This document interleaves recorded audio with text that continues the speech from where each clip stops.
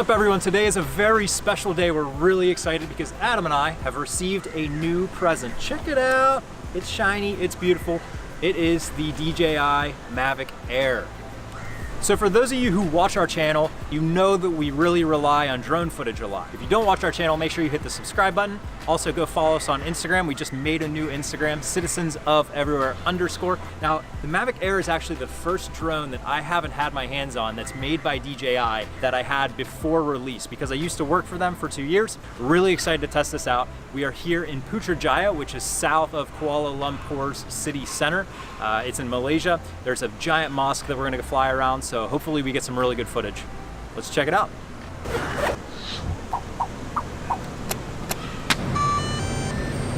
All right, so we got the Mavic Air set up. It's super easy, just unfold everything, turn it on. It is a very hot and bright day out here. As you can see, the sun is beating on me. I'm sweating like a pig, like maniac. So throw on an ND filter before you fly in the bright sun. We have the Polar Pro ND4, ND8, and ND16. I'm gonna throw on the ND8 just to offset the brightness and have the exposure levels correct in this hot sun.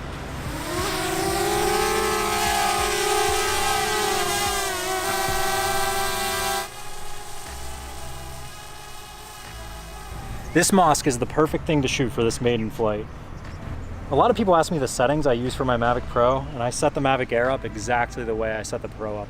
All of those settings are just standard. Out of the box, I use standard color, I use no saturation, no sharpness, and the reasoning for that is basically I feel like custom settings make me mess with the colors too much in Premiere Pro. Why don't you use D-Log? I think it's just a little too flat for my liking. If I use D-Log, I end up spending a little bit too much time coloring the clips rather than getting the edits out on a regular basis. So in my eyes, for the YouTube videos that we're creating, it's not really worth it to shoot and mess with it too much. The Mavic Air does feel a little bit more responsive here, but overall they feel very similar in the air.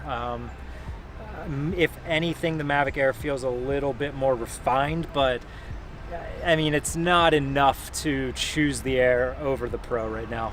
One thing I'm a little bit disappointed with the Mavic Air is that it can't go into portrait mode like the Mavic Pro can. For Instagram, I like to shoot vertically, and with the Mavic Pro, you can do that. With the Mavic Air, you cannot, so that's a little disappointing. All right, so we got low battery. As you can hear, this really annoying beeping sound, so I'm gonna bring it home, and let's take it back to the computer and see what we got.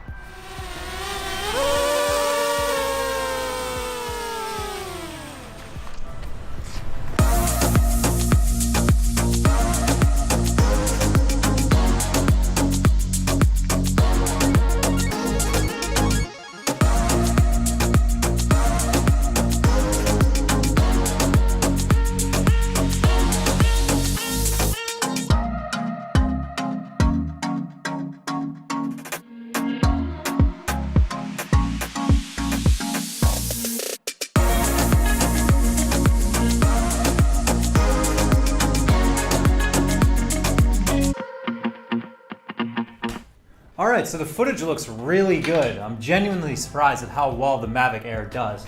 And I did a lot of comparisons when I was flying in the moment, but I want to sit down and do almost a full comparison here between the Mavic Air and the Mavic Pro. So the first things first, I want to talk about the video quality between these two. Now, this one shoots at 100 megabits per second, and this guy shoots at 60 megabits per second. The biggest difference is just how much information is going into the video. And if you're editing and you're going pretty hard into the coloring, you will see a little bit better quality out of the Mavic Air. Second thing is gonna be the size. This is a pretty big difference, as you can see.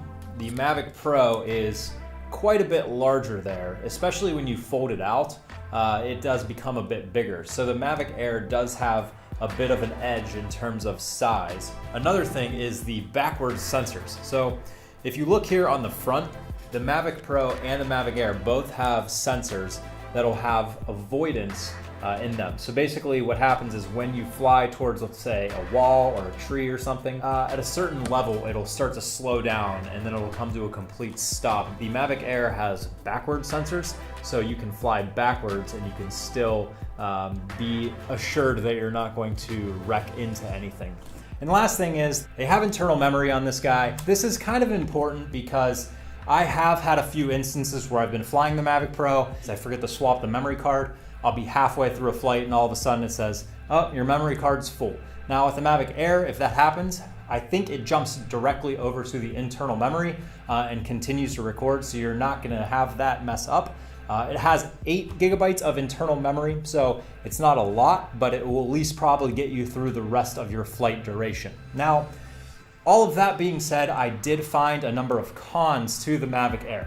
Everyone totes that the Mavic Air is much smaller, much more portable than the Mavic Pro, but if you look at the bags here, really not big of a difference. I actually prefer the Mavic Pro bag over the Mavic Air just because this can carry everything except the aircraft. So you actually need a separate container for the Mavic Air. This has everything. This has the Mavic Pro, 2 batteries, the controller, the whole 9 yards. And the second thing is going to be the range. Everyone says that the Mavic Air range is pretty solid. I didn't experience that. It's because the Mavic Pro works off of OcuSync technology. It has a maximum transmission range of around 7 kilometers, to where this one, I don't know the exact distance exactly, but I do know it works off of an enhanced Wi-Fi signal. What I found is if I put this pretty far, I get some cutout and some interference, but the quality just decreases on my phone, to where when I fly this thing a bit farther, I see complete cutouts, I see black screen. That's where you're questioning, did I even get the shot? You know, there's opportunities for one time only sometimes. And if that comes about, you're kind of screwed with the Mavic Air. Now, the third thing is the battery life. This thing flies for about 20-ish minutes. So with 3 batteries, it's about a full hour of flight time. This guy, I usually get about 25 minutes. So I just found that the flight time with the Mavic Pro is a little bit better. I can get a few more shots before actually bringing it back and landing. And then the last thing is the actual screen on the controller. So there is a screen on the controller with the Mavic Pro. The Mavic Air is a little bit of a cheaper controller. There's no screen on it. And this is important because of all the overlays on the actual phone screen. When you're using your phone, you can see all your overlays, your battery life, your flight time, things like that. And you can swipe down and clear all that off to get a full picture.